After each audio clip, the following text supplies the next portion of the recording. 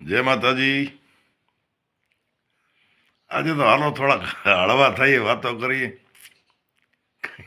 કંઈક મારા સાથે વીતેલી અનુભવેલી થોડીક વાત કરું. મિત્રો, વાત તો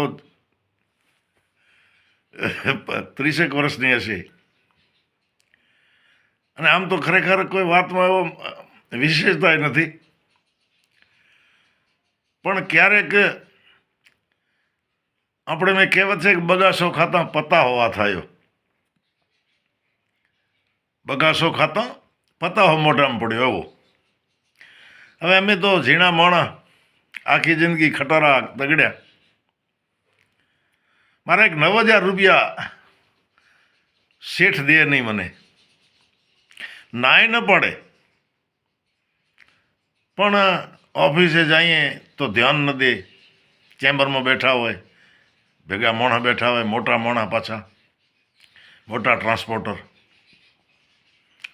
દરવાજો ખોલીને અંદર જઈએ તો કહેશે ઘડીક બેસ.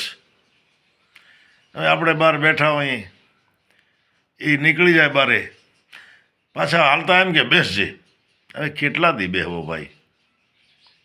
2-3 વખત ભાડા ખર્ચીને ગયો. એ શેરનું નામ નથી લેવો, નથી શેઠનો લેવો. ભગવાન એમને આબાદ રાખે. પૈસા ન દીધા. હવે 9,000 રૂપિયા મારા માટે ઘણી મોટી મૂડી. આપણે ઝીણા માણસ, પૈસા ન મળે, શું કરવું? ને એક વખત હું દયાપરમાં બેઠો, અને એ વખતે અમારે એક ધારાસભ્ય અહીંથી જીત્યા. ધારાસભ્ય ગાંધીધામ બાજુના. અને અમારે અહીંયા સ્થાનિકના 2 કોંગ્રેસના મોટા નેતા, એક પીસી ગઢવી ને એક આગા ખાન સાવલાણી. આગા ખાન સાવલાણી ફકીરાણી જત છે, પણ ઓલિયા જેવો માણસો ભાઈ. હવે આગા ખાનને અને પીસી ગઢવીને એ જીતેલા નેતા પાસે જવો કોઈ કામ હશે, મોટા માણસ એમને. અને આ અમારા કોંગ્રેસના આગેવાન બહુ મોટા માણસ. પણ આગા ખાનનો સ્વભાવ એવો, એને જેવો તેવો ડ્રાઈવર હાલે નહીં, એના ભેગા ન બેસે. એટલે 2-4 ડ્રાઈવરો બતાવ્યા. આગા ખાન કે ના ના બાબા ના, અલા હાજી પના અમે એને ભેરો આવું કોણ હલંદો છે. મારું નામ લીધો પીસી ગઢવીએ કે હાઓ બાબા, એ જ્ઞાનદાન હલે તો આવું હલતો છે. હવે ભાઈ અમે તો બેઠા સીટમાંથી, જોજો ભગવાન મદદ કરે. જુઓ, હાલતે હાલતે ગાડી ચલાવતા મેં વિચાર કર્યો, મેં તો આ 2 નેતાઓનો લાભ લેવો છે કાંક. જો કુદરત હોય ને મારા 9,000 રૂપિયા નીકળી આવે તો કાંઈક આઈડિયો કરું. ભગવાન હનુમાનજીને પ્રાર્થના કરી કાંઈક તમે મારી મદદ કરજો. હવે મિત્રો, અમે તો ગાંધીધામ પહોંચ્યા, અને રાતના 10:30 વાગે આરે ફ્રી થયા 2 નેતા. વિચાર કર્યો, મેં તો આપણે લાભ લેવો છે, પણ આ 2 નેતાઓને ખબર નથી પડવા દેવી. આનાથી પણ છુપી રીતે આ બધું કામ બનાવવો છે. ટાઈમિંગ જો મળી આવે તો. 10:30-11 વાગે ફ્રી થયા એટલે મને કીધું આગા ખાને, આને ગેનદાન હલતા છી. મેં તો રહીશ હાલવામાં તો વાંધો નથી, મને ઊંઘ આવે છે. અરે બાબા નિંદર મેં કોણ હલાજે, સમી રહો સમી રહો. હવે જીતેલા નેતા જે હતા એમણે બધી વ્યવસ્થા કરી, ફોન બોન કરી દીધા. એક VIP હોટલમાં અમને તો રૂમ મળ્યા 3. હવે આગા ખાન પણ ભગવાનને મારી મદદ કરવી હશે ને, એટલે આગા ખાન પાછા નેક નમાજી. એટલે વાત કરી, બાબા મુખે ફજરજી નમાજ પડનિયા, મુખે જગાઈ દો કે. મેં કીધું હું જગાડીશ, મને એમ જે ઊંઘ આવતી નથી. આ 9,000ની મનમાં વિચાર્યો કે 9,000ની ચિંતામાં એટલે હું જગાડીશ. હવે ભાઈ આ તો હોઈ ગયા. હું તો 4 વાગે ભગવાને મને જગાડ્યો. આગા ખાન રહીશને જગાડ્યા. એમણે વજુ બજુ કરીને નમાજ બીજી પડી.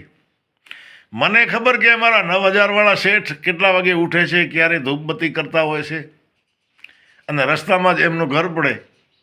પણ આ નેતા 2 જોયેલ નહીં ઘર, આ કોનો ઘર છે એમને કાંઈ ખબર નહીં. પણ જે મારા 9000વાળા શેઠ હતા આ બે નેતાઓને ઓળખે, કારણ કે આ બે નેતા નામધારી જિલ્લાઓના આગેવાન. એટલે બરાબર ટાઈમસર ચા પાણી પી અને ત્યાંથી રવાના થયા. હવે અમારા 9000વાળા જે શેઠ હતા એના ઘરથી થોડોક છેટે મેં ગાડી ઊભી રાખી અને મેં રિંગ વગાડી બંગલાની. કુદરતને કરવું છે તો એ શેઠ જ જે 9000 જેના કને માંગતો હતો એમણે દરવાજો ખોલ્યો ને મને જોઈને મોઢો બગાડ્યો. શું છે સવારના પોરમાં?